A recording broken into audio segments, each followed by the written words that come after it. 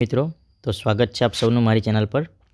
તો મિત્રો આ છે ધોરણ 11 યુનિટ ટેસ્ટ, બરાબર ને, જે તમારી સપ્ટેમ્બરમાં લેવાવાની છે કે પરીક્ષા માટે પણ એ બહુ જ ઉપયોગી પેપર છે। તો તમે ધ્યાનથી જોઈ લો અને આન્સર પણ કેવી રીતે લખવાનું છે તે પણ તમે આ વિડીયોમાં જોઈ શકો છો। તો સૌથી પહેલાં મિત્રો પહેલો પ્રશ્નથી આપણે શરૂઆત કરીએ। What fruits did Alibhai sell, કે કયા પ્રકારના ફ્રૂટ્સ એટલે ફળ અલીભાઈ વેચતા હતા, બરાબર ને। તો આપણને ખબર છે એમ આપેલા છે કે dried apricots herbs and medicine. તો ખાલી ફ્રૂટ્સનું નામ લખો તો ડ્રાઈડ એપ્રિકોટ્સ લખો ને તો બી રાઈટ છે, બરાબર ને। અને ઓકે, તો આન્સર ડ્રાઈડ એપ્રિકોટ્સ આટલું લખવાનું છે, બરાબર ને। પછી બીજું શું છે? Who was a traveller. હુ એટલે વ્યક્તિનું નામ આપવાનું હોય મોટે ભાગે, તો અલીભાઈ આન્સર આવશે। શું આવશે? અલીભાઈ વોઝ અ ટ્રાવેલર, બરાબર। હુ વોઝ અ ટ્રાવેલર, તો અલીભાઈ વોઝ અ ટ્રાવેલર। બીજો સવાલ છે, ડીડ અલીભાઈ લાઇક નેચર। શું અલીભાઈને નેચર એટલે પ્રકૃતિ ગમતી?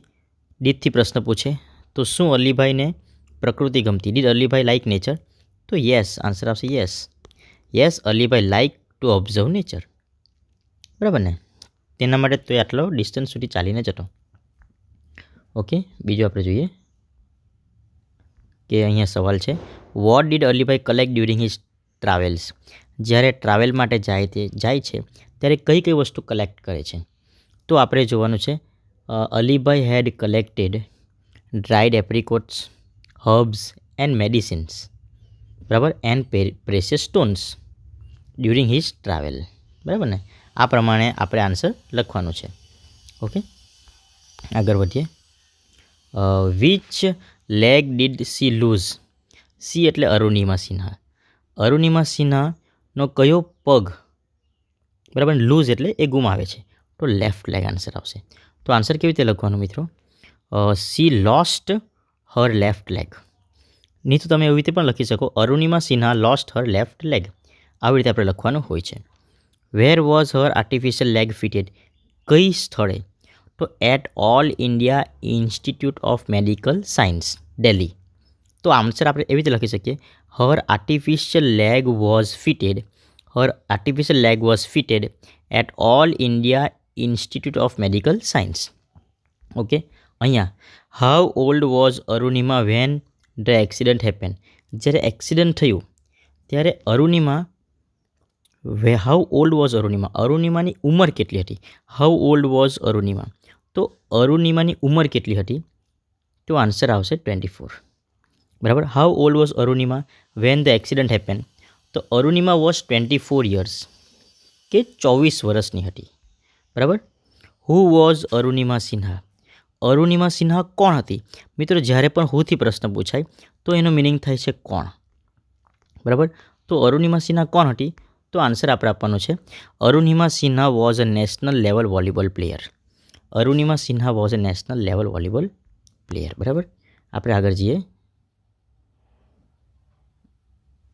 ઓકે, આગળ જઈએ, ટ્રુ ઓર ફોલ્સ। અહીંયા આપેલું છે Alibhai was a short and thin man, તો આન્સર આવશે ફોલ્સ, બરાબર। બીજું જોઈએ, the mother leopard defeated the bear. સાચુંમાં જ એ ડિફીટ કરી નાખે છે, એટલે આન્સર આવશે true. Arunima faced all the difficulties with strong mind, તો એમાં પણ આન્સર આવશે ટ્રુ।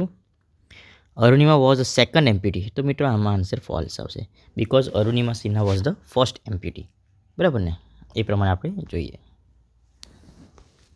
આગળ જોઈએ। અહીંયા જોઈએ આપણે કે વૈભવ સૂર્યવંશી પ્લેસ બેટર ધેન। મિત્રો બેટર ધેન એટલે શું? આ કમ્પેરિઝન કરેલું છે, બરાબર ને, તો આમાં આવશે કમ્પેરિંગ, બરાબર। બીજું જોઈએ આપણે ઇફ। મિત્રો જે વાક્યમાં તમને ઇફ દેખાય ને એટલે એક્સપ્રેસિંગ કન્ડિશન જોઈ લેવાનું। ઓકે, ઇફ હેડ કમ આવ્યું એટલે condition in the past, if આવે એટલે કન્ડિશન મિત્રો, ઓકે। બીજું જોઈએ આપણે નાઇધર અને નોર એટલે અલ્ટરનેટિવ ચોઇસ, એટલે એમાં શું આન્સર આવશે મિત્રો?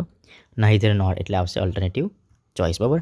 However fast Usha ran, Usha બહુ જ ફાસ્ટ દોડે છે, she could not win the race, બહુ ફાસ્ટ દોડે છે તો એને જીતવું જોઈતું હતું પણ એ જીતતી નથી, તો આવુંમાં આવશે કોન્ટ્રાસ્ટ મિત્રો।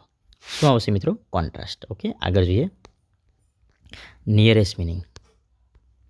નિયરેસ્ટ મિનિંગ આપણે જોઈએ તો મિત્રો કન્સેપ્ટ એટલે તમારું કોઈક ઓપિનિયન, કોઈક આઈડિયા, બરાબર ને. બીજું જોઈએ આપણે ઓબ્સ્ટેકલ એટલે કોઈક તકલીફ એટલે બેરિયર આવશે, બરાબર. પછી જોઈએ કર્ટેન, કર્ટેન એટલે સ્ક્રીન.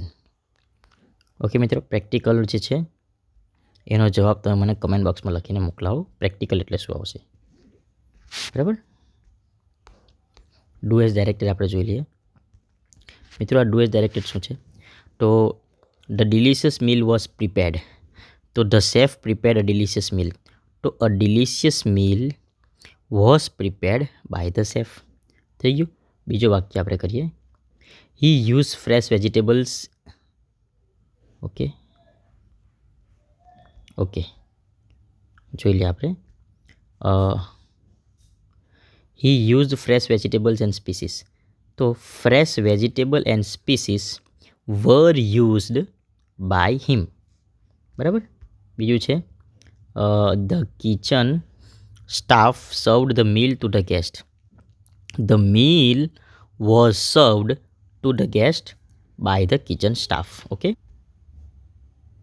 ઓકે મિત્રો, તો આપણે જોઈ લઈએ. The plants were watered. The plants are watered every morning by the gardener. He trims the bushes once a week. Okay, the bushes are trimmed once a week by him. બરાબર. The children often feed the birds in the garden. The birds are often fed in the garden by the children. Okay મિત્રો, તો આવા જ પ્રકારના video માટે channel like કરો, share કરો, subscribe કરો. Thank you friends.